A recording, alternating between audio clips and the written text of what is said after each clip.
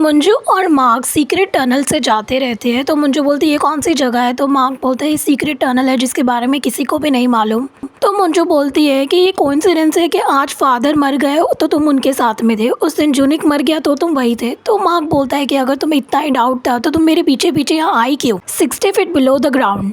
Mark बोलता है कि फादर के हाथ के पीछे एक निशान था काला कलर का जो पॉइजन से होता है। बहुत सारे लोग इस पॉइजन के बारे में नहीं जानते और जिस किसी ने भी फादर को मारा वो उनके रूम में कुछ ढूंढ रहा था। मार्क ये बोलकर आगे निकल जाता है। मंजू उसके पीछे जाती है। थोड़ी देर चलने के बाद वो लोग वाइन सेलर पर पहुंचते हैं तो वहाँ पे बहुत वाइन की बॉटल्स होती है। मार्क किसी वाइन की बॉटल को ढूंढता रहता है। उसके बाद में वो एक बॉटल को देखता है जिसका ढक्कन अलग होता है। उसके ढक्कन की जगह वहाँ पर क्रॉस होता है। वो बॉटल को निकालता है तो उसमें से वो पेन निकलता है जो जूनिक को उसके फ्रेंड ने अमेरिका से भेजा था जिसमें एक लेटर था। वो दोनों वो पेन खोलते हैं तो जिसमें से एक लेटर निकलता है और एक सैटेलाइट पिक निकलती है। सैटेलाइट पिक देख के मार्क बोलता है ये तो जंगपो शिपकार्ड का है और यंगपो शिपकार्ड का है।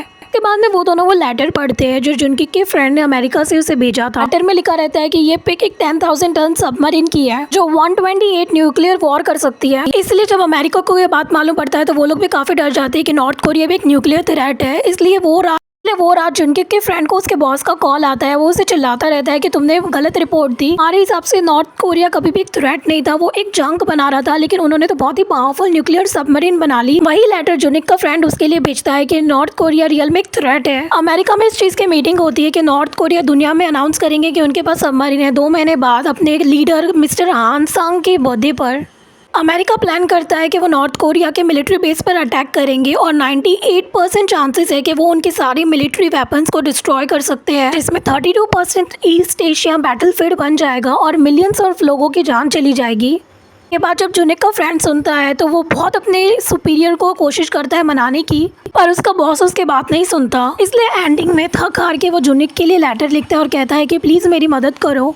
उसके ऊपर हर तरीके से नज़र रखी हुई है, उसका फ़ोन, उसका लैपटॉप, उसका घर, हर जगह बग किया हुआ है। जो बोलती है कि जुनिक के फ्रेंड का बॉस जुनिक को जानता था और मे भी यही बात जुनिक भी मास्क में उस दिन अनाउंस करने वाला होगा अपनी मौत से पहले। जुनिक दुनिया को बताना चाहता था कि अमेरिका क्या करने वाला है। दोनों वहाँ से बाहर आते हैं और दोनों अपने अपने रास्ते चली जाती है। मंजू बोलती है कि एक पावरफुल इंसान को जानती है जो उनकी मदद कर सकते हैं। मंजू जाती है और कंट्री के प्रेसिडेंट से मिलती है। प्रेसिडेंट को वो लेटर देती है। प्रेसिडेंट वो लेटर पढ़ने के बाद पूछती है कि तुम्हारे पति ने ये लेटर जला क्यों नहीं दिया, जैसे ये लेटर में लिखा है। अगर वो जला देता तो शायद फादर की जान बच जाती। प्रेसिडेंट बोलती है कि वॉर तो रोकनी चाहिए लेकिन सबसे पहला काम करना है कि तुम इससे बाहर रहो।